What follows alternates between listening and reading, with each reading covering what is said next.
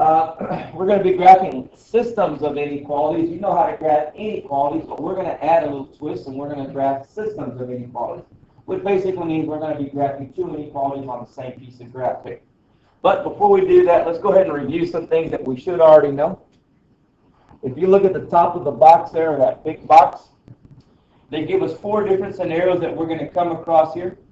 Notice that all of them that we're working with right now are going to be in slope-intercept form, which is going to make things a little easier for us, slope-intercept form.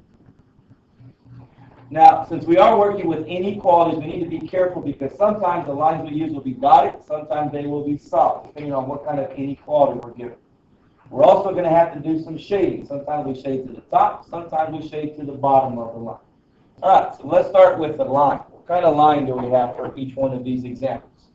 So if you look at this first example, they give me a greater than symbol. Anytime I see a greater than symbol with no equal sign on it, then we should be using a dotted line. So in that first box, put down dot. That's the kind of line we would use for this particular inequality.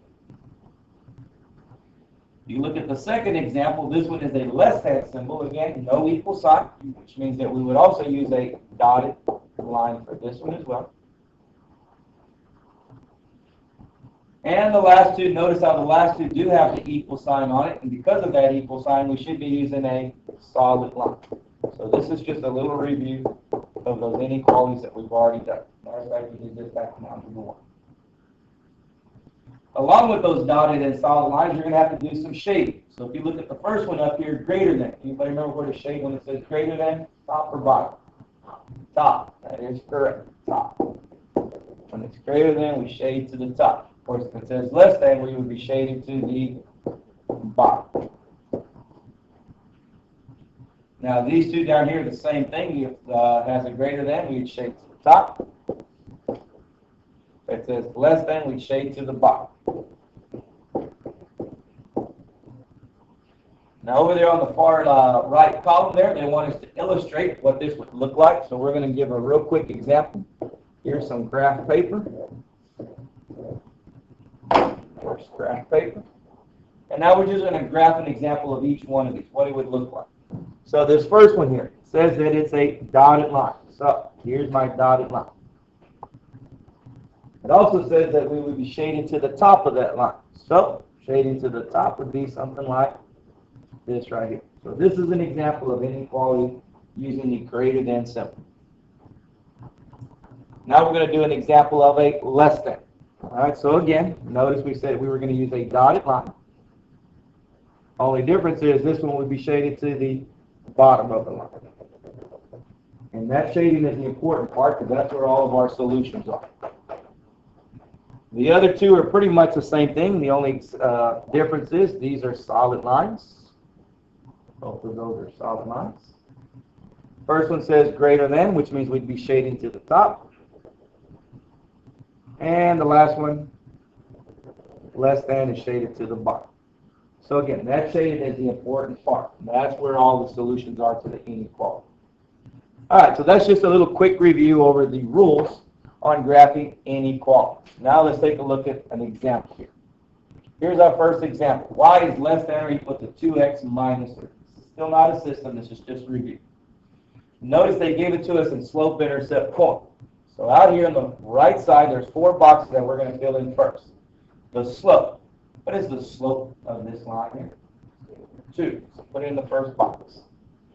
The y-intercept. The y-intercept is a -3. The next box, they want to know what kind of line are you going to use. You're going to use a dotted line or are you going to use a solid line? This one we're going to use a, which one? Has the equal sign, so we should be using a solid line. And the last thing we have is the shading. It says less than, and anytime it says less than, we should be shading to the bottom. All right, so I've got all my information. Now I'm ready to start graphing this thing here. So -3, that's the y-intercept. So we'll start by putting the dot at -3. The slope, that's 2. However, since slope is defined as rise over run, I'm going to write it as 2 over 1, which means I'm going to rise 2, run 1. Rise 2, run 1. Rise 2, run one. Remember, the more dots we have, the more accurate the line's going to be. I'm going to get one more dot here at the bottom. I'm going down 2, 1 to the left. Don't get in a hurry. Make sure you're using the right kind of line. This one we said we were going to use a solid line, so I'll go ahead and connect these dots with a solid line. And all I have left to do now is the shading. And we said we were going to shade to the bottom, so let's go ahead and do that. There it is. Shaded to the bottom. So again, the solutions are the ordered pairs that fall within the shaded area.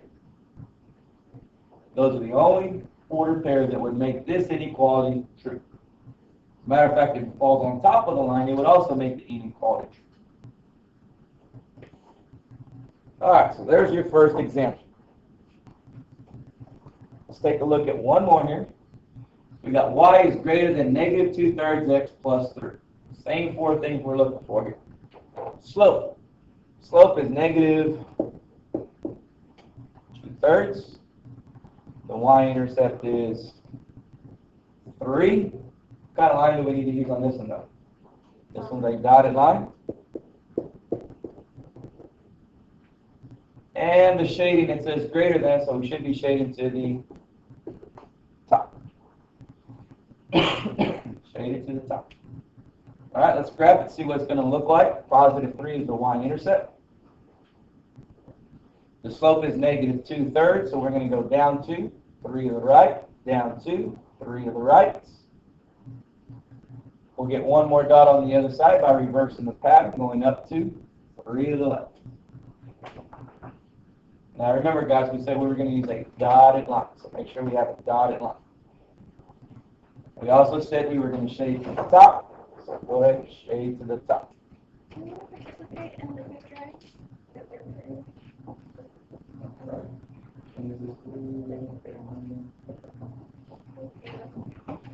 All right, so this is the graph of y is greater than negative 2/3 x plus 3. Again, all the order pairs that fall within the shaded area represent the solution. So there's lots and lots and lots of answers.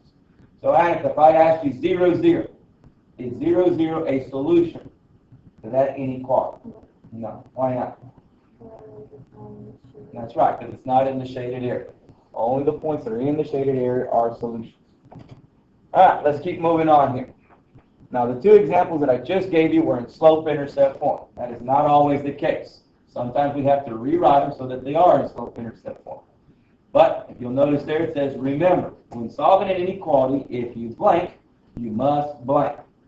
If you blank, you must blank. Anybody know what goes in those 2 blanks? When you're working with inequalities, if you blank, you must blank. If you what? All right, if you divide by negatives, what do you got to do? Switch the sign. All right, so that's what we need. Actually, it's if you multiply or divide. Either one of those. If you multiply or divide by a negative, if you multiply or divide by a negative, you must flip the inequality. If you multiply or divide by a negative, you must flip the inequality. In other words, if it's greater than, you got to flip it over to make it a less than. But that's only if you multiply or divide by a negative number. All right, so let's take a look at number 3 here. Notice it's in standard form. We're going to change that. We're going to start off by moving the 10x to the other side, and we're going to subtract it. So now we got 5y is greater than negative 10x plus 4. So I move the 10x over first, subtract. Next thing I'm going to do is divide everything by 5, y by itself.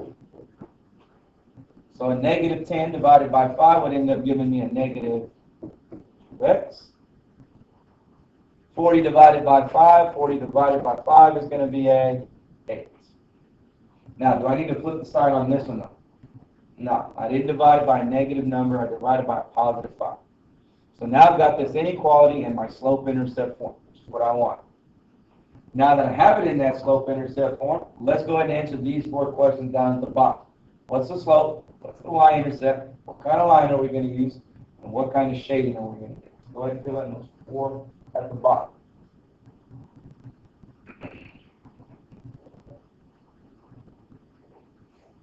All right, Gary, what goes in those 4 boxes? Start with slope. -2. What about the y-intercept? 8. What kind of line? Dotted. And what kind of shape? And top. All right, so those are the 4 things we're going to need in order to graph it. Of course, we don't need to graph it. All we needed was the information. All right, let's go to number 4. Same thing. We want the y by itself. So I'm going to start by subtracting 3x from both sides. So now I got -2y is less than or equal to -3x plus 12. Start by moving the x. Now we're ready to divide by -2. A -3 divided by -2 gives me a decimal, and I don't want that decimal. I'm going to leave it a fraction.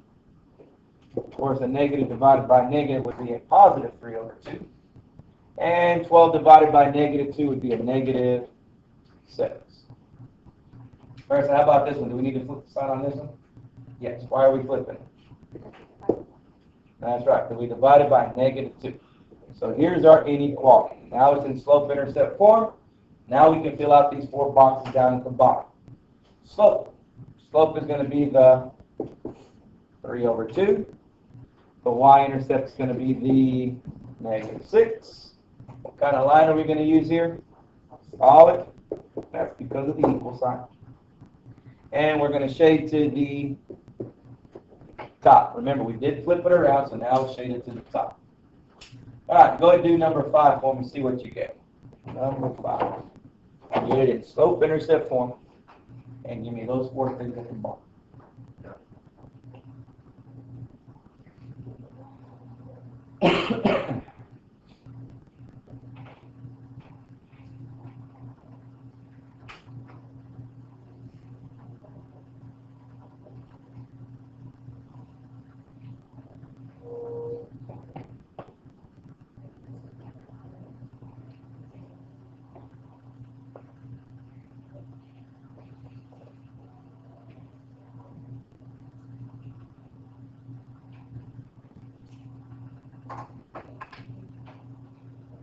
All right, Cassie, why don't you come up here and show us your work?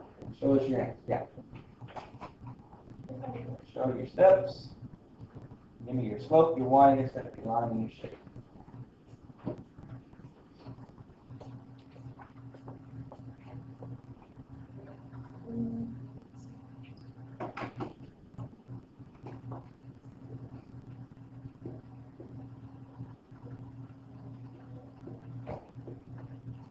All right, so she's moved her x to the other side. She did that by adding. Dividing everything by 4. Nice. That is correct.